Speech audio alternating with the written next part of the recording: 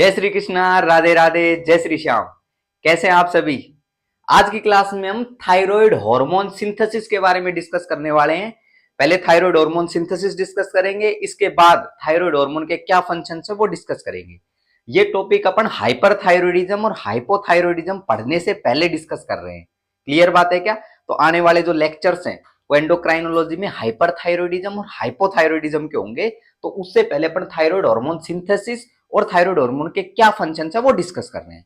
चलो भाई स्टार्ट करते हैं। Thyroid hormone synthesis. Thyroid hormone synthesis की अगर बात करें तो थायराइड हार्मोन, पहली बात तो ये थायराइड ग्लैंड से सिक्रीट होते हैं। कहां से? थायराइड ग्लैंड से सिक्रीट होते हैं। और थायराइड ग्लैंड में प्रेजेंट फोलिकुलर सेल्स इनका सिंथेसिस करती है। क्लियर बात है क्या। तो नेक वाले रीजन के अंदर आपको एक बटरफ्लाई शेप की, एच शेप की आपको ग्लैंड देखने को मिलती है, उसको थायराइड ग्लैंड बोलते हैं। उनकी फोलिकुलर सेल से थायराइड हार्मोन का सिंथेसिस होता है। अगर आपसे कोई लार्जेस्ट एंडोक्राइन ग्लैंड पूछ ले तो लार्जेस्ट एंडोक्राइन ग्लैंड कौन सी होती है? थायराइड ग्लैंड ही होती है। एक डायग्राम अपन बना रहे हैं, उस डायग्राम के माध्यम से इसको समझने की कोशिश करते हैं। अच्छा, एक तरफ मैं बना रहा हूं, ब्लड सर्कुलेशन। क्या बना रहा हूं? Blood circulation. ओके। और अभी मैंने डिस्कस किया क्या कि थायराइड हार्मोन का सिंथेसिस कौन सी सेल से होता है? कौन सी सेल से? फोलिकुलर सेल से। तो अब मैं बना रहा हूं follicular cells. Okay, let me make follicular cell. This is the follicular cell. This is the follicular cell. Next point के ऊपर चलें। इस तरफ पर्टिकुलर जो आपको देखने को मिलता है वो होता है कोलोइड। ये जो होता है that is known as colloid. इसको बोलते हैं अपन colloid. Okay, now listen carefully.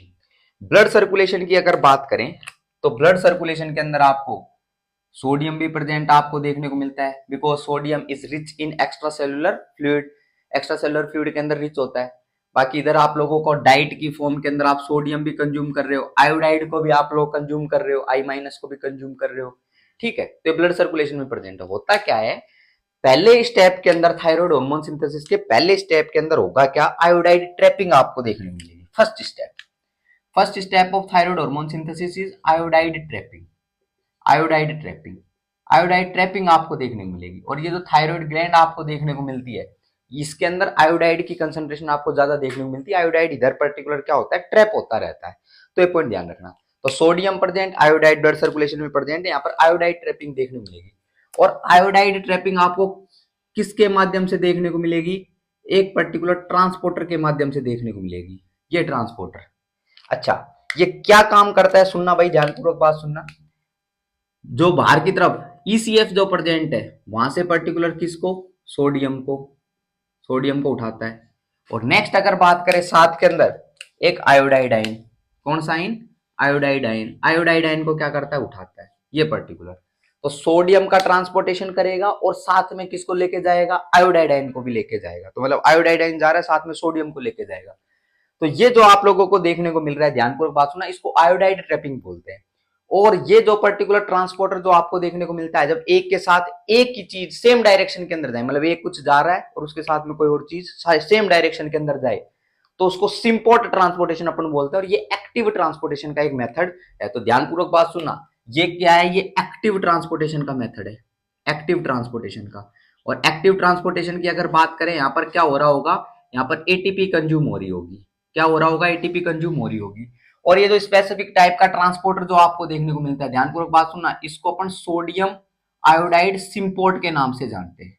किस नाम से जानते हैं? इसको सोडियम आयोडाइड सिंपोर्ट के नाम से जानते हैं। क्यों जानते हैं? ये अपन ने पॉइंट डिस्कस कर दिया कि सोडियम जाएगा तो आयोडाइड आयन को साथ में लेके जाएगा और एटीपी कंज्यूम हो रही है, एक्टिव टाइप का ट्रांसपोर्टेशन है। अब विशेष बात ये आती है कि why I am focusing on this particular topic. ये ट्रांसपोर्टर के बारे में क्यों डिस्कस कर रहा हूं? क्योंकि सिंपल सी बात है, जब अपन एंटी थायराइड मेडिकेशंस पढ़ेंगे तो अपन नहीं चाहेंगे कि थायराइड हार्मोन का एक्सेस में सिक्रीशन हो। तो उस पर्टिकुलर कंडीशन में अपन इस ट्रांसपोर्टर को ब्लॉक करने वाले हैं। हरी बात सुनना, I will teach you when I will discuss anti thyroid medications. पर उस कंडीशन में अपन सोडियम आयोडाइड आयंस जो है उनको क्या करने वाले हैं? ये जो ट्रांसपोर्टर जो देखने को मिल रहा है इसको ब्लॉक करेंगे अपन। क्यों ब्लॉक करेंगे? क्योंकि ये ब्लॉक अगर हो गया तो अंदर की तरफ थायराइड हार्मोन का जो सिंथेसिस होगा, थायराइड हार्मोन से जो थायराइड ग्लैंड से जो थायराइड हार्मोन का सिंथेसिस जो होगा वो क्या हो जाएगा? स्टॉप हो जाएगा। तो पहला स्टेप है that is iodide trapping. Okay, next particular point के ऊपर अपन चलते हैं। नेक्स्ट पर्टिकुलर पॉइंट पे चलें तो एक बार सुनना ध्यानपूर्वक बात। इधर पर्टिकुलर आप लोगों को इसके अंदर प्रेजेंट देखने को मिल रहा होगा रफ एंडोप्लाज्मिक रेटिकुलम। क्या देखने को मिलता है? रफ एंडोप्लाज्मिक रेटिकुलम इसके अंदर देखने को मिलता है। और रफ एंडोप्लाज्मिक रेटिकुलम प्रोटीन का सिंथेसिस करता है। और यहाँ पर जो पर्टिकुलर प्रोटीन आप लोगों को देखने को मिलता है उसको अपन थायरोग्लोबुलिन के नाम से जानते हैं। किस नाम से जानते हैं? थायरोग्लोबुलिन के नाम से जानते हैं, थायरोग्लोबुलिन। और ये थायरोग्लोबुलिन जो है ये पर्टिकुलर किसके पास जाता है? ये जाता है गोल्जी बॉडी के पास। और गोल्जी बॉडी से क्या निकलते हैं? वेसिकल निकलते हैं, सिक्रीटरी वेसिकल होते हैं। तो ये जो थायरोग्लोबुलिन जो आपको देखने को मिलता है, ये थायरोग्लोबुलिन सिक्रीटरी वेसिकल में क्या हो जाता है? पैक हो जाता है। नॉर्मल ट्रांसपोर्टेशन जैसे होता है वैसे पर्टिकुलर अपन पॉइंट डिस्कस कर रहे हैं कि एक प्रोटीन का सिंथेसिस हुआ, गोल्जी बॉडी के पास जाया और गोल्जी बॉडी से सिक्रीटरी वेसिकल निकलते हैं और सिक्रीटरी वेसिकल में थायरोग्लोबिन क्या हो गया? पैक हो गया। क्लियर बात है क्या? नॉर्मल प्रोटीन सिंथेसिस में ट्रांसक्रिप्शन अपन ने पढ़ लिया, ट्रांसलेशन अपन ने पढ़ लिया, तो ऐसे पर्टिकुलर पॉइंट अपन ने डिस्कस करा है। ओके, नेक्स्ट पॉइंट ये जो है particular that is the second step,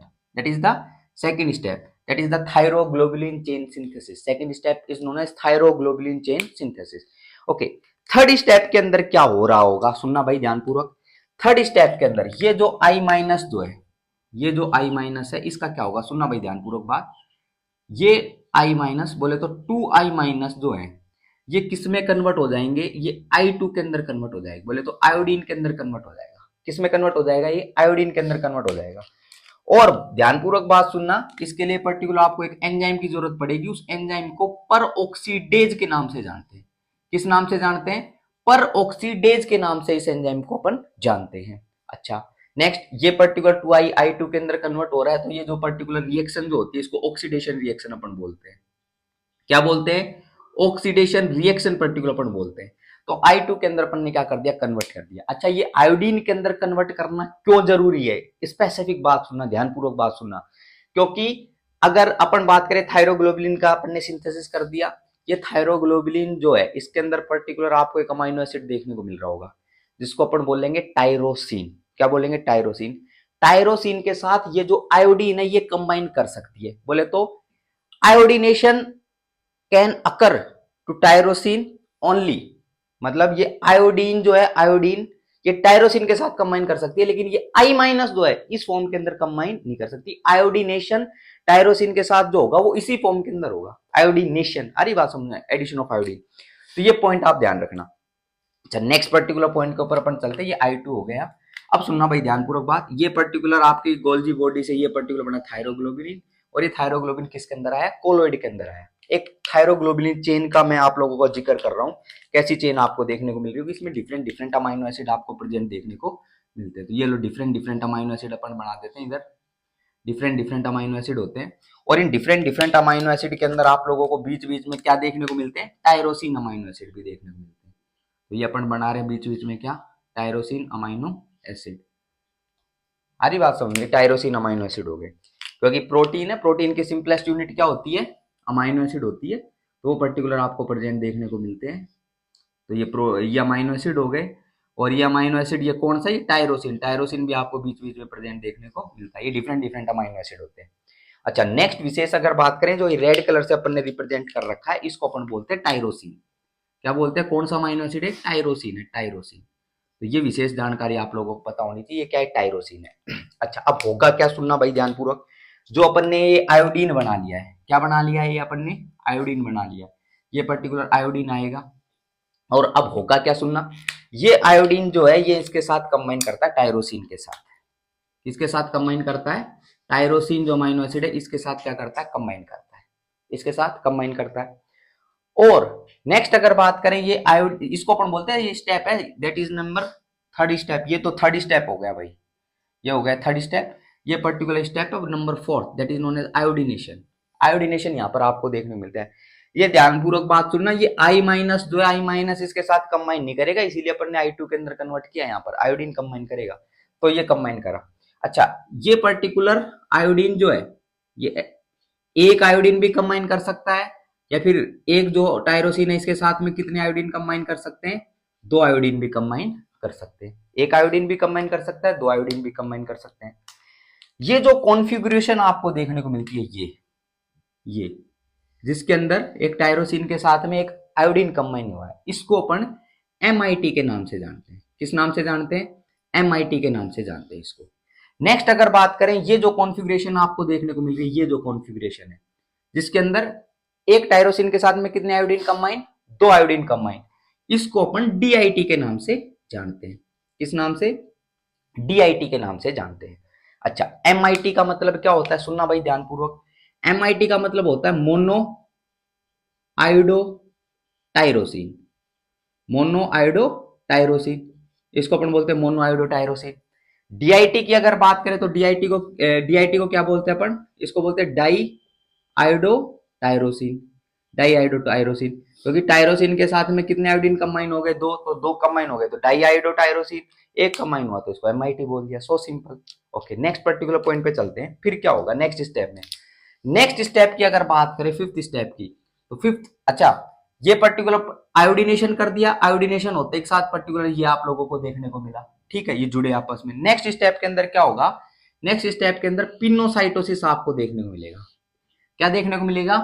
pinocytosis. और पिनोसाइटोसिस के अंदर होगा क्या? इस बार सुनना ध्यानपूर्वक बात। पिनोसाइटोसिस में होगा क्या कि ये जो पर्टिकुलर थायरोग्लोबिन चेन थी, अब इस थायरोग्लोबिन चेन में आयोडीनेशन अपन ने कर दिया और वो थायरोग्लोबिन चेन वापस पर्टिकुलर किस में आएगी? फोलिकुलर सेल में आएगी। कहां से आएगी? कोलोइड में। कोलोइड ऑफ ल्यूमन अपन बोलते हैं। जो थायराइड फोलिकुलर सेल्स है, थायराइड ग्लैंड है, उसका पर्टिकुलर ल्यूमन है। ये स्टिकी मटेरियल होता है। क्या होता है स्टिकी मटेरियल? ये चेन आपको देखने को मिल रही है, आयोडीन इसके साथ में कंबाइन करो तो स्टिकी मटेरियल यहाँ पर आपको प्रेजेंट देखने को मिलता है, तो इसीलिए अपन इसको कोलोइड बोलते हैं। फिर ये कोलोइड से वापस किस में आया? फोलिकुलर सेल में आया। कौन से प्रोसेस से? पिनोसाइटोसिस के माध्यम से आया। क्लियर बात है क्या? पिनोसाइटोसिस के माध्यम से। अच्छा, पिनोसाइटोसिस के माध्यम से पूरा जो ये जो आप लोगों की स्ट्रक्चर देखने को मिल रही है आया। और फिर क्या होगा? ये पिनोसाइटोसिस के बाद ये पर्टिकुलर जाएगा लाइसोसोम के पास। किसके पास जाएगा? लाइसोसोम के पास। लाइसोसोम के पास, लाइसोसोम के पास गया। और लाइसोसोम के अंदर क्या होने वाला है? डिस्ट्रैक्शन होने वाला है, डिग्रेडेशन होने वाला है इसका। इसका क्या होने वाला है? डिस्ट्रैक्शन होने वाला है, क्योंकि lysosome is known as suicidal bag of the cell अपन बोलते हैं। तो डिस्ट्रैक्शन का काम करेगा, इसका डिस्ट्रैक्शन करेगा, डिग्रेडेशन करेगा, मतलब जगह जगह से इसको क्या कर देगा? तोड़ देगा। तो इस लाइसोसोम के कारण पर्टिकुलर क्या होगा? डिग्रेडेशन होगा, और उस डिग्रेडेशन में पर्टिकुलर जगह जगह से इसका क्लीवेज देखने को मिलेगा।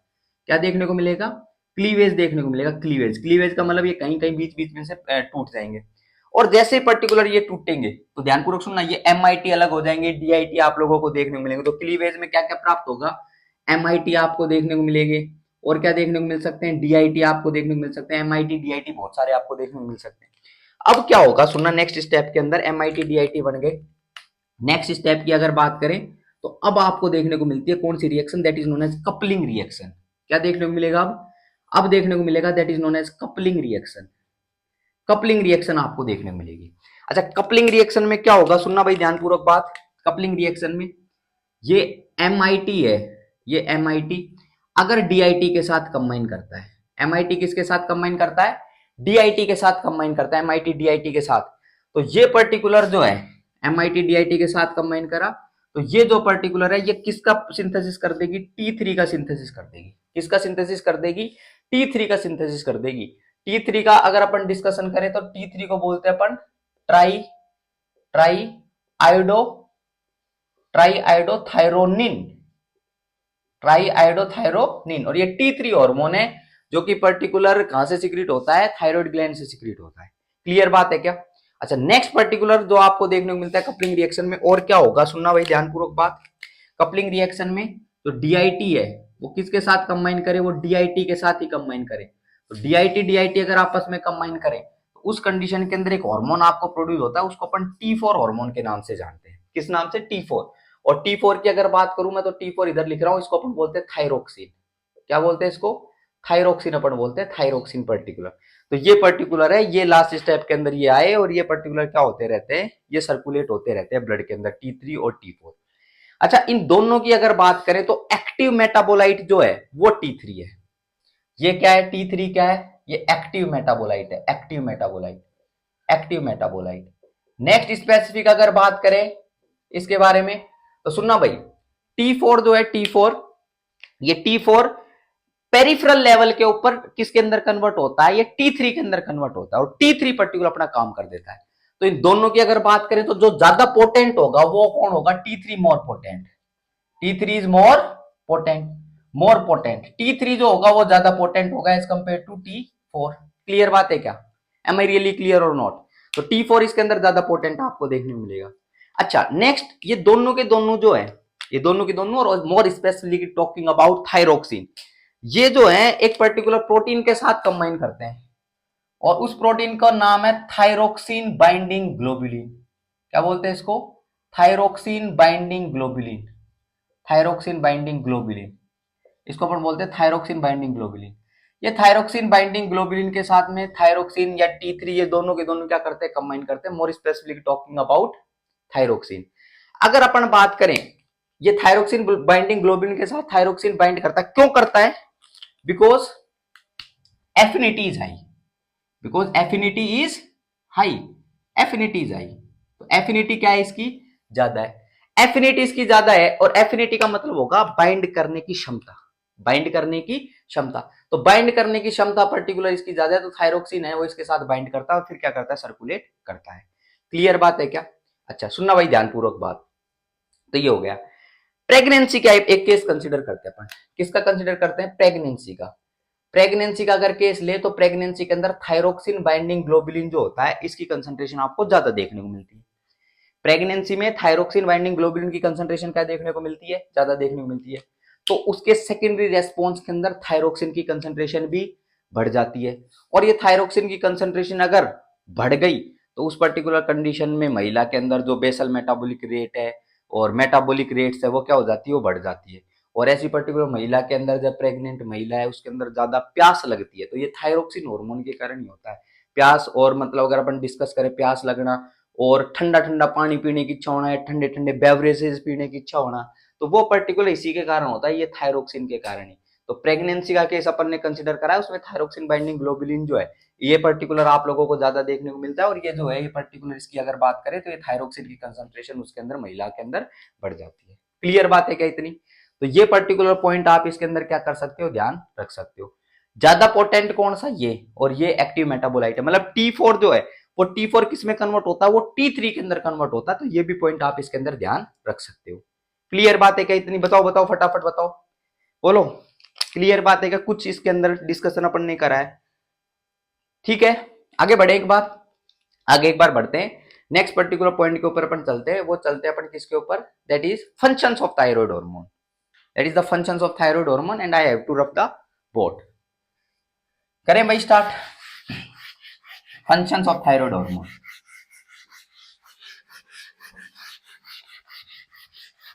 अब फंक्शंस पे चलते हैं।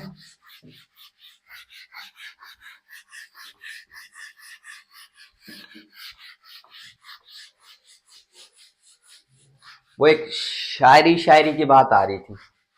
किसकी बात आ रही थी? शायरी की। कि डिमांड आ रही थी कि सर शायरी सुना दी जाए, शायरी सुना दी जाए। आप ग्लूकोज के लिए तो बोलते रहते हो, तो शायरी सुना दी जाए। तो कहता हूं कि सीढ़ियां उन्हें मुबारक, सीढ़ियां उन्हें मुबारक जिन्हें छत तक जाना है। हमारी मंजिल तो आसमां है, हमें रास्ता खुद बनाना है। मंजिल मिले या सफलता मिले या ना मिले, ये तो मुकद्दर की बात है। सफलता मिले या ना मिले ये तो मुकद्दर की बात है, पर हम कोशिश भी ना करें ये तो गलत बात है। आ रही क्या बात समझ में? तो ये पर्टिकुलर पॉइंट आप ध्यान रखना, अपने को संघर्ष करना है। ठीक है, अच्छा नेक्स्ट पॉइंट पे चलते हैं अपन। Thyroid hormone functions. Thyroid hormone functions, तो नेक्स्ट हेडिंग लगा दो इसी में, थायराइड हार्मोन फंक्शंस। ये पर्टिकुलर अपना बेस तैयार करेगा। किसके लिए बेस तैयार करेगा? ये अपना बेस जो हाइपरथायरॉयडिज्म हाइपोथायरॉयडिज्म पढ़ने वाले हैं उसके लिए तैयार करेगा। चलो बढ़ते हैं एक बार आगे। इसके अगर बात करें तो थायराइड हार्मोन फंक्शन की बात करते हैं। पहला पर्टिकुलर पॉइंट है थायराइड हार्मोन जो है, थायराइड हार्मोन्स।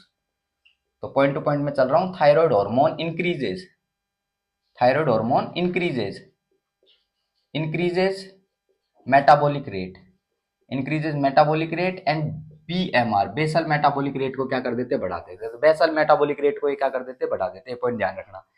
नेक्स्ट पॉइंट के ऊपर अपन चलते हैं, सेकंड पॉइंट, कि ये जो है ये किसका सिंथेसिस इंक्रीज कर देते हैं? Increase the synthesis of sodium potassium pump, increase the synthesis of sodium potassium pump, sodium potassium pump. और ये पंप आ रहा है, ये एक्टिव ट्रांसपोर्टेशन का मेथड है, एंटीपोर्ट के अंदर अपन ने पढ़ा था।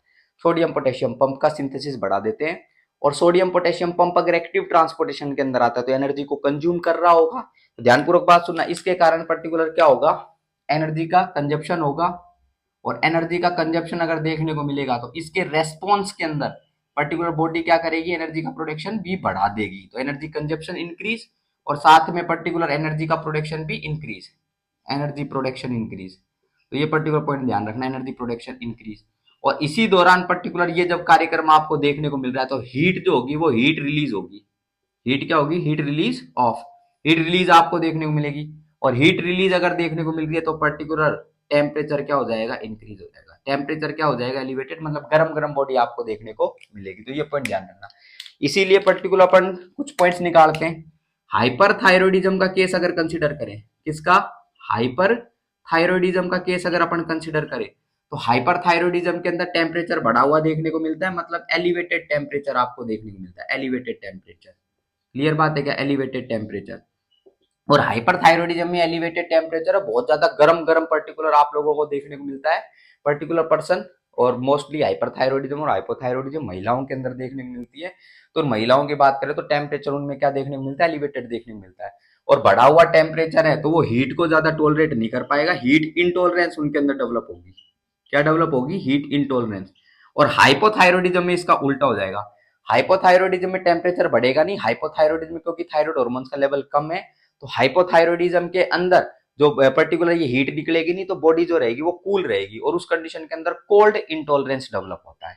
ये दो पर्टिकुलर केस अपन ले रहे हैं, एक तो हाइपरथायरॉयडिज्म में एलिवेटेड टेम्परेचर, और एक अपन केस ले रहे हैं हाइपोथायरॉयडिज्म। दूसरा केस ले रहे हैं हाइपोथायरॉयडिज्म।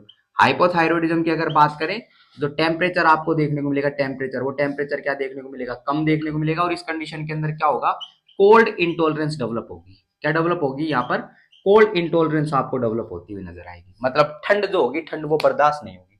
ये पर्टिकुलर जो इफेक्ट आपको देखने को मिलता है, इस स्पेशल इफेक्ट को अपन कैलोरीजेनिक इफेक्ट के नाम से जानते हैं। किस नाम से जानते हैं इसको, कैलोरीजेनिक इफेक्ट के नाम से जानते हैं। कैलोरीजेनिक इफेक्ट, इसको अपन बोलते हैं कैलोरीजेनिक इफेक्ट, इसको बोलते हैं अपन कैलोरीजेनिक इफेक्ट के नाम से अपन जानते हैं। चलो भाई, नेक्स्ट कुछ पॉइंट अपन और थोड़ा आगे अपन बढ़ते हैं इसके अंदर। नेक्स्ट पर्टिकुलर अगर बात करें इसके अंदर, तो एक पॉइंट ध्यान रखना, ये थर्ड पॉइंट पे चलते हैं अपन, क्या कि ये टेम्परेचर को पूरी तरीके से रेगुलेट कर रहा है। बोले तो थायराइड हार्मोन्स जो है, थायराइड हार्मोन्स, थायराइड हार्मोन्स ये टेम्परेचर को बढ़ा रहे हैं, इंक्रीज टेम्परेचर, टेम्परेचर को बढ़ा रहे हैं।